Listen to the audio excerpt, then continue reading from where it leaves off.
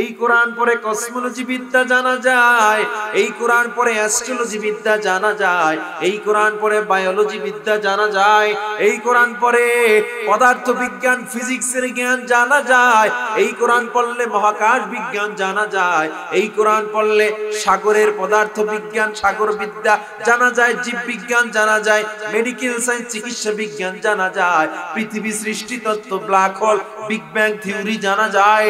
এ বান্দা, এই কোরআন পড়লে সমাজ কেমনে চালাইতে হয় জানা যায়, এই কোরআন পড়লে রাষ্ট্র কেমনে চালাইতে হয় তাও জানা যায়। হুজুররা রাষ্ট্র চালাইতে জানে না, হুজুররা রাষ্ট্র চালাইতে বুঝে না। কে বলেছে তোমাকে?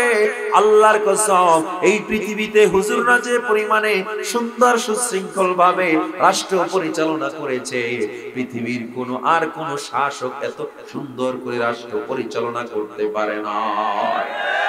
56,000 বর্গ মাইলের ছোট্ট একটা থানার ছোট্ট একটা ওয়ার্ডের সভাপতি হইছো, সদস্য হইছো, মনে করো প্রধানমন্ত্রীর চেয়েও তোমার পাওয়ার বেশি।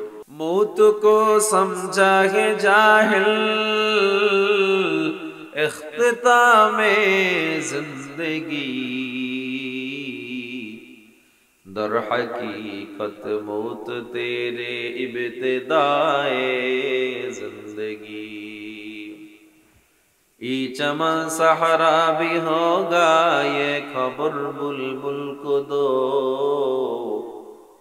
ताकि अपनी जिंदगी को सोच कर कुर्बा करे, जिंदगी है अज़बराए बंदगी, जिंदगी बेबंदगी शर्मिंदगी, आयश अशरत के लिए दुनिया नहीं, याद रख तू बंदा है मेहमानगी ला, वमा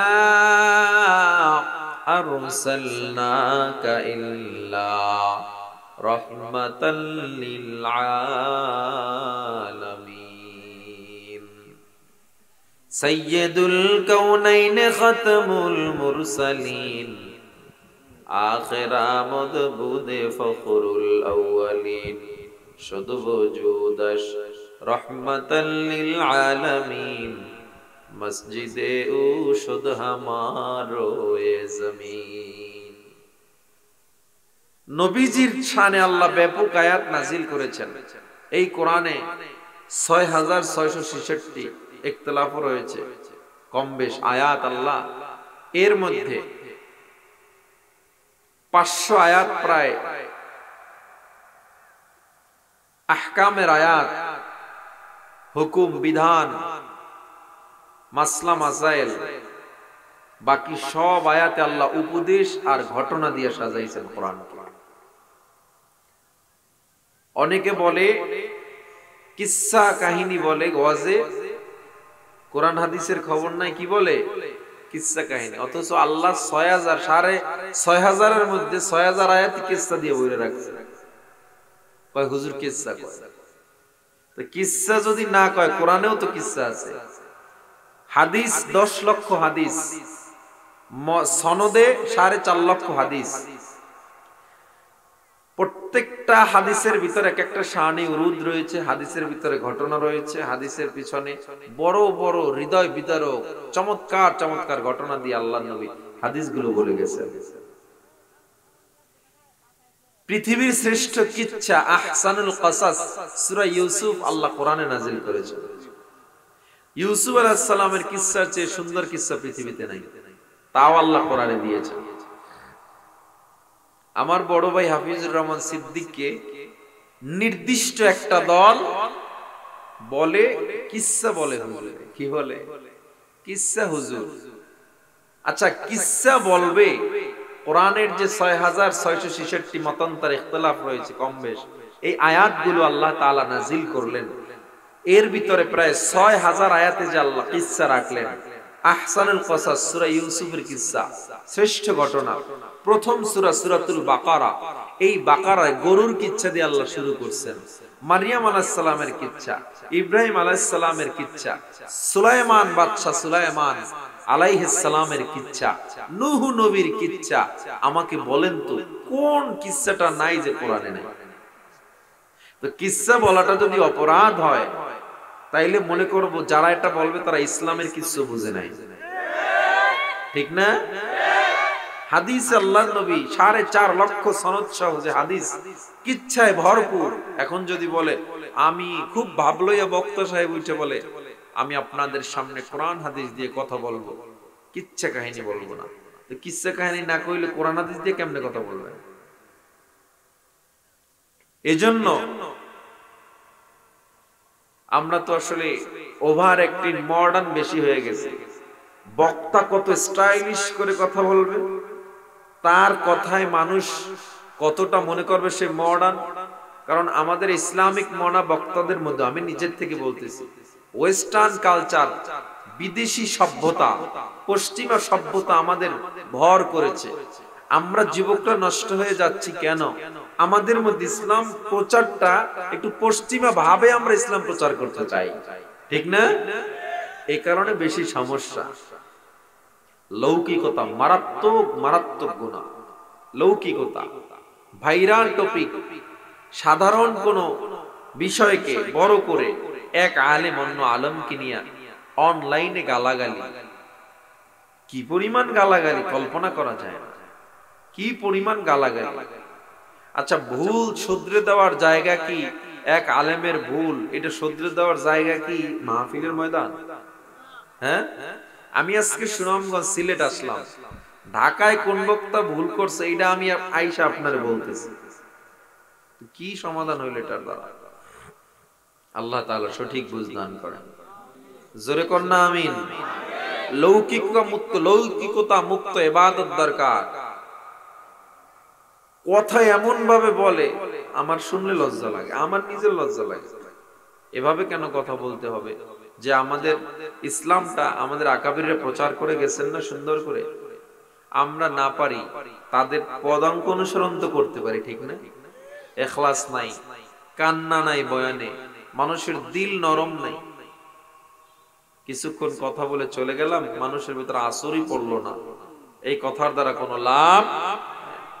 আল্লাহ তাআলা এই আয়াতের মধ্যে নবীজির শানে অনেক আয়াত নাজিল করছেন, তন্মধ্যে শ্রেষ্ঠ একটা আয়াত, ওয়ামা আরসালনাকা ইল্লা রাহমাতাল লিল আলামিন। আল্লাহ বলেন, হে নবী, আমি আপনাকে প্রেরণ করেছি একমাত্র দুনিয়ায় রহমত স্বরূপ প্রেরণ করেছি। আমি আল্লাহ আপনাকে প্রেরণ করলাম সৃষ্টি জগতের জন্য রহমত। মাছের জন্য নবী আমার রহমত, গাছের জন্য নবী আমার রহমত, মানুষের জন্য নবী আমার রহমত।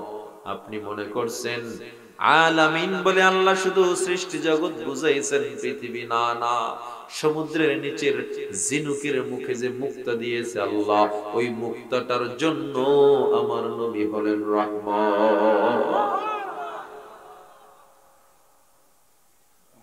আমার নবী কেমন রহমত! ও যুবক, পৃথিবী থেকে 9,30,00,000 মাইল দূরে সূর্য, সূর্য পৃথিবীতে আলো দেয় 8 মিনিট 40 সেকেন্ড সময় লাগে পৃথিবীতে আলো আসতে। পৃথিবীটা কত বড়! সুনামগঞ্জ জেলার মতো সূর্যটা বড় না, 56,000 বর্গ মাইল বাংলাদেশের মতো সূর্যটা বড় না, ভারতের মতো রাশিয়ার মতো বড় না, এই সূর্যটা গোটা পৃথিবীর মতো বড় না। তাইলে কত বড়? এইরকম পৃথিবী একটা আর দুইটা না, একটা সূর্যের পেটে 14 লক্ষ পৃথিবী ঢুকে যাবে। 14 লক্ষ পৃথিবী ঢুকে যাবে, এমন বড় সূর্য। আল্লাহ বলেন সূর্যটা এত বড়, এই সূর্যটারে তুমি মনে করছো এত বড়? না না, আল্লাহ বানাইছেন ব্যাটেল জিউস নামে একটা তারকা, যেই তারকাটার পেটে আবার 33 কোটি সূর্য ঢুকে যাবে। এই তারকার পেটে 33 কোটি সূর্য ঢুকে যাবে। ওই সূর্য ওই তারকার চেয়ে বেটেল জিউসের চেয়ে বড় আবার গ্যালাক্সি, এরকম গ্যালাক্সির মধ্যে হাজার হাজার কোটি কোটি আল্লাহ তাআলা তারকা বানায় রাখছেন। আবার এই গ্যালাক্সি গুলোর চুষে চুষে খেয়ে ফেলে ব্ল্যাক হোল। সুবহানাল্লাহ। ফালা উকসিমু বিমাওয়াকিন নুজুম, আল্লাহ বলেন ওই জায়গার শপথ যেখানে গিয়ে তারকাগুলো পতিত হয়। আল্লাহ তাআলা এমন বিজ্ঞান আবিষ্কার করেছে পবিত্র কোরআনে ১৫০০ বছর আগে সূরা ওয়াকিয়ার মধ্যে, আর বিজ্ঞান মাত্র ১২০ বছর আগে আবিষ্কার করছে। তাইলে আমাকে বলেন তো, আমার আল্লাহর চেয়ে নবীর চেয়ে বড় বিজ্ঞানী পৃথিবীতে আছে নাকি? যেই বিজ্ঞান আল্লাহ আবিষ্কার করে দিয়েছেন ১৫০০ বছর আগে, বিজ্ঞান মাত্র ১২০ বছর ১৫০ বছর আগে আবিষ্কার করে, আর কয় হুজুররা কিছু বুঝে না, বিজ্ঞান জানে না, সমাজ জানে না। ওরে মগার ঘরের মগা, আমরা যা বুঝি আল্লাহর রহমতে কোরআন পড়ে, তোরা তার ১০০০ ভাগের শিকি ভাগ তোরা তা বুঝো না। এই কোরআন হুজুররা পড়ে, এই কোরআন পড়ে কসমোলজি বিদ্যা জানা যায়, এই কোরআন পড়ে অ্যাস্ট্রোলজি বিদ্যা জানা যায়, এই কোরআন পড়ে বায়োলজি বিদ্যা জানা যায়, এই কোরআন পড়ে পদার্থ বিজ্ঞান ফিজিক্সের জ্ঞান জানা যায়, এই কোরআন পড়লে মহাকাশ বিজ্ঞান জানা যায়, এই কোরআন পড়লে সাগরের পদার্থ বিজ্ঞান সাগর বিদ্যা জানা যায়, জীব বিজ্ঞান জানা যায়, মেডিকেল সায়েন্স চিকিৎসা বিজ্ঞান জানা যায়, পৃথিবী সৃষ্টি তত্ত্ব black hole big bang theory জানা যায়। এ বান্দা, এই কোরআন পড়লে সমাজ কেমনে চালাইতে হয় জানা যায়, এই কোরআন পড়লে রাষ্ট্র কেমনে চালাইতে হয় তাও জানা যায়। হুজুররা রাষ্ট্র চালাইতে জানে না, হুজুররা রাষ্ট্র চালাইতে বুঝে না। কে বলেছে তোমাকে? আল্লাহর কসম, এই পৃথিবীতে হুজুররা যে পরিমাণে সুন্দর সুশৃঙ্খল ভাবে রাষ্ট্র পরিচালনা করেছে, পৃথিবীর কোন আর কোন শাসক এত সুন্দর করে রাষ্ট্র পরিচালনা করতে পারে না। ৫৬,০০০ বর্গ মাইলের ছোট্ট একটা থানার ছোট্ট একটা ওয়ার্ডের সভাপতি হইছো, সদস্য হইছো, মনে করো প্রধানমন্ত্রীর চেয়েও তোমার পাওয়ার বেশি। ভাব এমন, যেই বাচ্চারে দেখছে ল্যাংটা, সেই বুড়ার সাথে বাচ্চাও রাজনৈতিক ভাব নিয়ে বেয়াদবি করে। সুনামগঞ্জে নাই? আছে আস্তে গঞ্জে। ও মুসলমান ইমানদার, ছোট্ট একটা দেশের তুমি প্রধানমন্ত্রীও না, তুমি একজন এমপিও না, তুমি একজন মেয়র না, তুমি একজন চেয়ারম্যান না, মেম্বার না, একটা কমিটির সদস্য পদ পাইয়া তোমার ভাব এমন, এই ভাব লইয়া তুমি চায়ের দোকানে বইয়া হুজুরদের বিরুদ্ধে কথা কও। যেই হুজুরদের বিরুদ্ধে কথা কও, সেই হুজুররা তোমার মতো চায়ের দোকানে বইয়া, হুজুররা কিন্তু রাষ্ট্র চালায় নাই, এই হুজুররা অর্ধ পৃথিবী শাসন করে এই পর্যন্ত আসছে। অর্ধ পৃথিবী শাসন করেছেন যিনি, ধুলির তক্তে বসি, খেজুরের পাতার প্রসাদ তাহার বারে বারে গেছে খুশি। বলেছেন আল্লাহর রাসূল, শেষ পয়গম্বর, আমার পরে যদি কেউ নবী হইতো, হতো আমার সাহাবী ওমর। লাউ কানা বাদি নবিয়্যুন লাকানা ওমর। ও নবীর দল, হযরত ওমর একা, একটা বাংলাদেশ আর দুইটা বাংলাদেশ না, গোটা পৃথিবীর অর্ধ শাসন করে গিয়েছিলেন। বাদশা সিকান্দার, বাদশা জুলকারনাইন, বাদশা সুলাইমান, সুলতান সুলেমান, এরা মুসলমান শাসক, সুন্নতি লিবাসদারী শাসক। আর আপনারা কোন হুজুরে দেশ চালাইতে পারে না? আমগতে ক্ষমতাটা দিয়ে দেখেন, ১ বছরে ৫২ বছরের অভাব পূরণ করে দিব, দুর্নীতি বন্ধ করে দিব, অত্যাচার হবে না, অন্যায় হবে না, গরিবের উপরে অন্যায় হবে না, অত্যাচার হবে না, আলেমের হাত করা হবে না, আলেমের গলায় শিকল লাগবে না। গরিব তার অধিকার ফিরে পাবে, মজদুর তার অধিকার ফিরে পাবে। আপনার সন্তানকে আপনি টাকা দিয়ে লক্ষ লক্ষ টাকা দিয়ে মাস্টার্স পাস করানোর পর আবার চাকরিতে যখন দাঁড় করানো হয়, ওই সন্তানের চাকরির জন্য আরো 15 লক্ষ টাকা ঘুষ দাবি করা হয়। ইসলামী শাসন থাকলে আর ঘুষ দিতে হবে না। আপনার পাসপোর্ট পাওয়ার জন্য বছরকে বছর ওই পাসপোর্ট অফিসের দ্বারে ঘুরতে হবে না, পাসপোর্ট অফিসের সুদ ঘুষ খাওয়াতে হবে না। ইসলামী শাসন থাকলে 24 ঘন্টায় পাসপোর্ট বের হয়ে যাবে। এমন কোন সেক্টর নাই যেখানে ঘুষ নাই। খালি সুনামগঞ্জে নেই, আছে।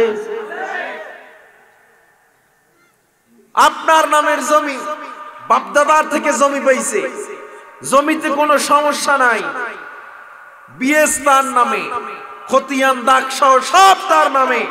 আর একজনে ক্ষমতা আর একটু দাপট পাইয়া ভূমি অফিসে যাইয়া কলমের খোসা মাইরা তার জমি নিজের নামে লেখাইয়া নিয়ে আসে। এরকম লোক আছে না নাই?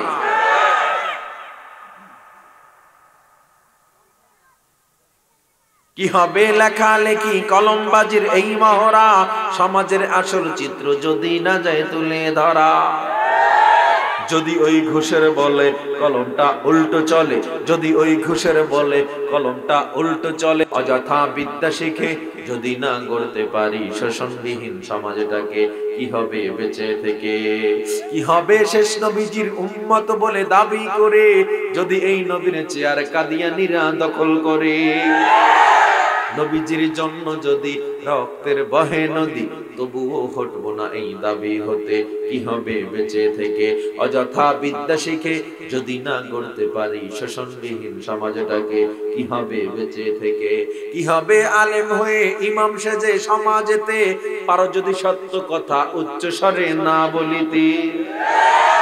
চাকরির ভয় করো যদি ছেড়ে দাও ওই না গদি, চাকরির ভয় করো যদি ছেড়ে দাও ওই না গদি। কি হবে ধোঁকা দিয়ে আল্লাহকে? কি হবে বেঁচে থেকে? অযথা বিদ্যা শিখে যদি না গড়তে পারি শোষণবিহীন সমাজটাকে, কি হবে বেঁচে থেকে? আপনি দুর্নীতির শিকার, আর কারণ হুজুররা দেশ খাইছে। চার দোকানে বই হবে, কারণ হুজুররা দেশ খাইছে। দেশ খাইছে খাজুররা দোষ দেয় হুজুর। আপনাদের প্রিয় টাইগার বাহিনী বাংলাদেশ ক্রিকেট দল, টাইগার কি মেও, টাইগার বাহিনীর পিছনে লক্ষ লক্ষ কোটি কোটি ডলার ঢালা হয়, বছরে একটা জয় আনতে পারে না। কোন মতে যদি একটা জয় আনে, পত্রিকার পাতা গরম হয়ে যায়। টাইগাররা খাইছে কোন দেশের জানি একটা জয় আনলে। এছাড়া পত্রিকার পাতা খুললি টাইগার বাহিনী আন্ডা লইয়া ফিরছে, ডিম লইয়া ফিরছে। বিশ্বকাপ তো দূরের কথাটা, চায়ের কাপ আনতে পারে না, ঠিক না? এই টাইগারের পিছনে এত টাকা, এত খরচ, এদের নিয়ে টকশোতে, এদের নিয়ে দেখবেন এদের পিছনে এত খরচ, এদের নিয়ে ওই বুদ্ধিজীবী নামের বুদ্ধি প্রতিবন্ধীদের এত মাথা ব্যথা নাই, হুজুরদের নিয়ে যেই পরিমাণে মাথা ব্যথা, ঠিক কিনা জোরে কর?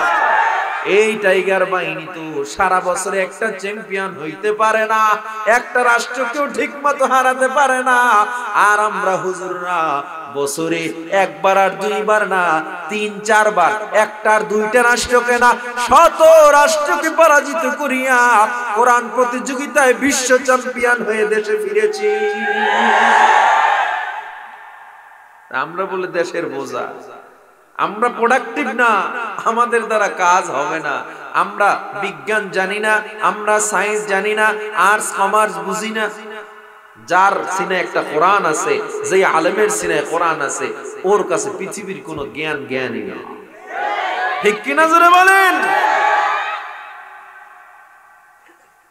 এই বুদ্ধি প্রতিবন্ধী অধিকাংশের মাথায় চুল নেই, ঠিক না? মাথায় স্টেডিয়াম হয়ে গেছে, এদের বুদ্ধি সব তাল্ল দিয়ে গেছে গেউরা। আমরা চাই না কাউকে আঘাত দিয়ে কথা বলতে। আমাদের কেন আঘাত দিয়ে কথা বলেন? আমরা কি আপনার টক শোতে যাই ডিস্টার্ব করছি? আমরা কি আপনার জমি নিয়ে টানাটানি করছি? আমরা আপনার ক্ষমতার চেয়ার লয়ে টানাটানি করছি? মুসলমান একটু ময়দানে আমরা নামি কখন আমার নবীর বিরুদ্ধে কথা বলা হয়ে যাবে। তুমি তোমার দলের জন্য জীবন দিতে চাও, তোমার নেতার জন্য জীবন দিতে চাও, আমি আমার নেতা মুহাম্মাদের জন্য জীবন দিতে চাই। তোমরা স্বার্থের রাজনীতি করো, আমরা করি শাহাদাতের রাজনীতি। তোমরা বিবির ত্যাগ করতে পারবা না, সন্তান ইয়াতিম করতে পারবা না। আমরা উলামায়ে কেরাম, আমরা সাধারণ মুসলমান, আমার যাদের অন্তরে আল্লাহর মহব্বত আছে, রাসূলের মহব্বত আছে, আমরা আল্লাহর দ্বীনের জন্য, আল্লাহর নবীর ইজ্জত রক্ষার জন্য বিবিকেও বিধবা করতে পারি, সন্তানকেও ইয়াতিম করতে পারি, আমার বুকের তাজা রক্ত ময়দানেও ঢেলে দিতে পারি আমরা।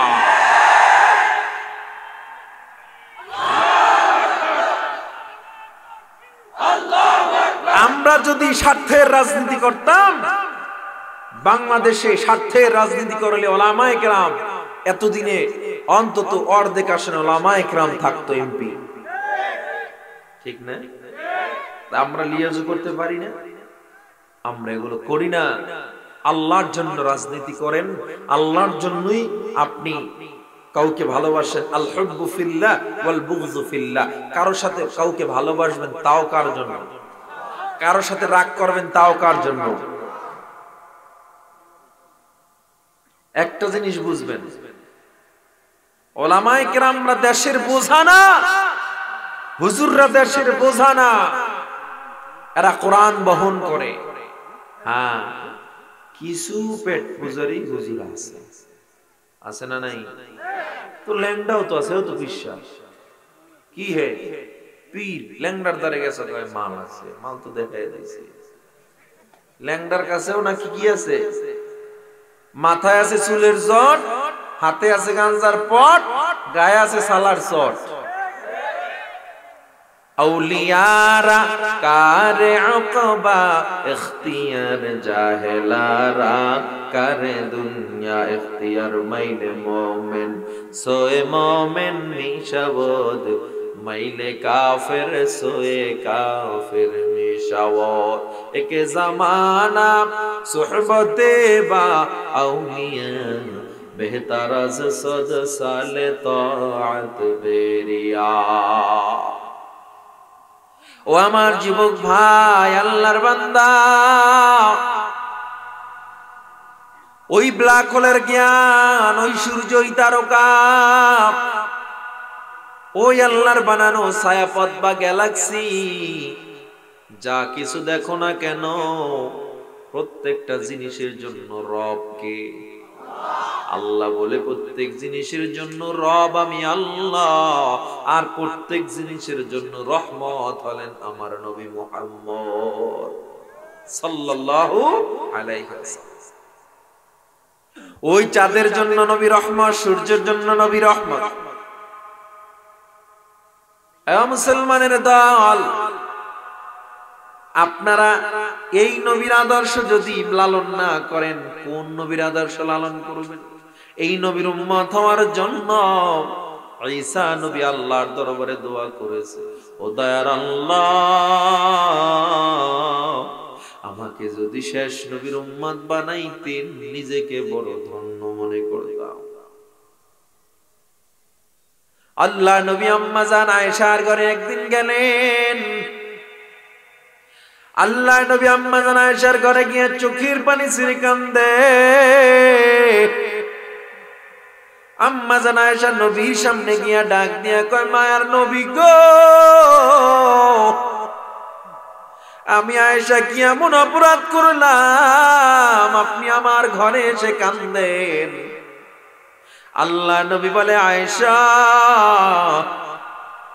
তুমি কোনো অপরাধ করো নাই, আমি নবী কান্দি, আমার উম্মতের কি উপায় হবে ভয়ঙ্কর কিয়ামত। ও আয়েশা, সন্তান মায়ের পিছনে দৌড়াইবে, মা সেদিন পরিচয় দিবে না। বাবা সন্তানের পিছনে দৌড়াইবে, ও সন্তান আমাকে একটু নেকি দাও। বাবা ও সন্তানের পরিচয় যেমন দিবে না, সন্তানও বাবার পরিচয় দিবে না। একটুখানি নেকের তরে। রোজ হাসরের মাঠেতে বাবা ঘুরবে ছেলের পিছে, ছেলে বাবার আগেতে। আহা তেমন কঠিন দিনেতে নামাজ দিবে সান্ত্বনা, ঠিক মতো পড়িলে নামাজ জান্নাত তোমার ঠিকানা। কিয়ামতের ময়দানটা এত ভয়ঙ্কর। কেমন নবী আমরা পাইছি জানো? আল্লাহ নবী আম্মা জান আয়েশাকে বলেন, আয়েশা, সব মানুষগুলো দৌড়াইয়া যখন কিয়ামতের দিন মানুষগুলো আটির থেকে যেমন দানা থেকে যেমন ছোট ছোট চারা বের হয়, কিয়ামতের দিন মানুষগুলো কবর থেকে সেইভাবে উঠতে থাকবে। মানুষগুলো যখন সবাই উঠবে, সবাই থাকবে উলঙ্গ। আম্মা জান আয়েশা বলেন, নবী কি সেদিন মানুষের কি লজ্জা লাগবে না? আল্লাহ নবী ডেকে বলে, আয়েশা, ওই কিয়ামতের ময়দান এত ভয়ঙ্কর, কার পরনে কাপড় আছে কার নাই হুঁশ পর্যন্ত থাকবে না। এমন ভয়ঙ্কর কিয়ামত। এটা হাত দিলে কেন? এটা হাত দিলে কেন?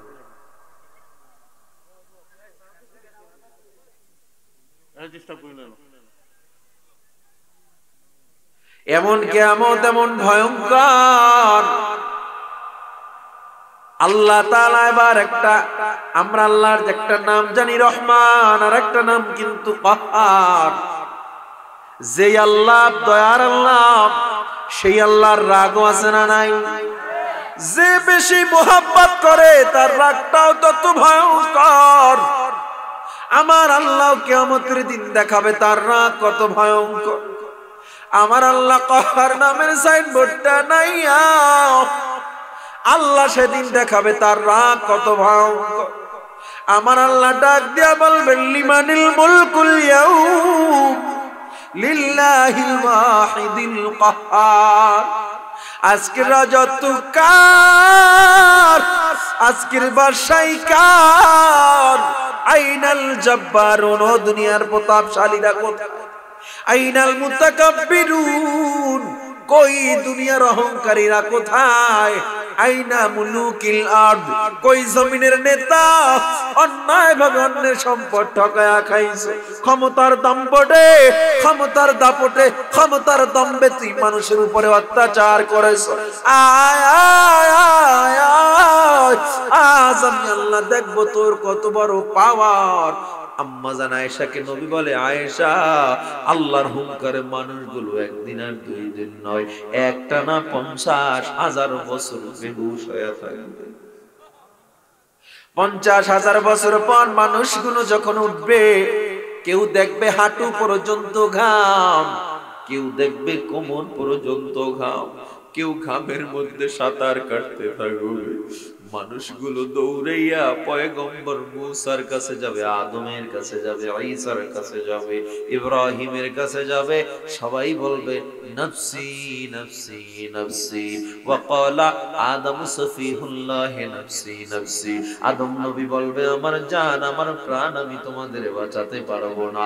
আমার জান প্রাণ নিয়ে আমি বড় টেনশনে, আল্লাহর রাগের সামনে আমি কেমনে দাঁড়াবো। ওয়াকালা মুসা কালিমুল্লাহ, নফসি নফসি। মুসা নবী ডাক দিয়া বলবে, আমার জান প্রাণ নিয়ে আমি বড় ব্যস্ত, যাও যাও, আমার কাছে কোনো সাহায্য নেই। ইব্রাহিম নবী একই কথা বলবেন, ঈসা নবী একই কথা বলবেন। এই মানুষগুলো দৌড়াইতে থাকবে, আর কোথায় সাহায্যকারী পাওয়া যায়? মানুষগুলো দৌড়াইতে দৌড়াইতে আল্লাহর বানানো নিজের চেয়ারের পাশে আমার মায়ার নবীর জন্য আল্লাহ আর একটা চেয়ার বানাবে। ওই জায়গার নাম মাকামে মাহমুদ। আল্লাহ বলবে, আমি একা চেয়ারে বসবো, আমার দোস্ত বসবে না, এটা হতে পারে না। আল্লাহর নবী ডাক দিয়া বলবে, জিবরিল, আমার দোস্তরে একটু বসাও। জিবরিল আমিন গিয়ে বলবো নবী আল্লাহ আপনার জন্য আসন বানাইছেন, একটু বসে পড়ে। আল্লাহর নবী এবার চেয়ারের এই দুই হাতায় হাত রাইখে বলবে ও জিবরিল আমি চেয়ারে বসবো না। আল্লাহ ডাক দিয়ে বলবে ও নবী আর আপনি, নবী আমার আপনি কেন বসতে চান না? আপনি কেন চেয়ারে বসতে চান না?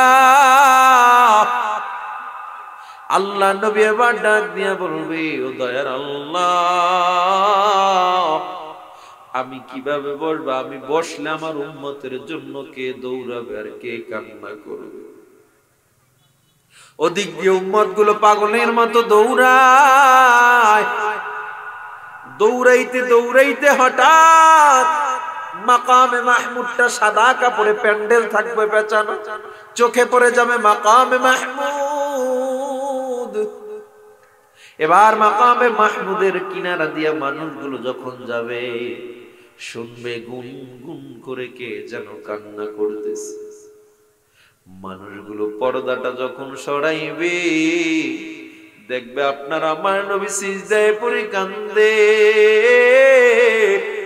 আল্লাহর নবী কিন্তু নাফসি নাফসি বলে না, এমন এক নবী পাইছো সেদিন বলে উম্মতি উম্মতি উম্মতি। আল্লাহ নবী কান্না করে আর বলে আমার উম্মত। আল্লাহ নবী ডাক দিয়া বলে রব্বি হাবলি উম্মতি, আয় আল্লাহ আমার উম্মত গুলোরে মাফ করে দেন। হাদিসে বলা হয় আল্লাহর নবী সব উম্মত গুলো নিয়ে আল্লাহর দিকে রওনা দিবে। আল্লাহর কুদরতি কুরসির কিনারায় যাইয়া আল্লাহ নবী সিজদায় পড়ে কান্না শুরু করবে। ও দয়ার মালিক এত মায়া কইরা বান্দা বানাইছো, রাগ করে জাহান্নামে ফেলাইয়া দিও।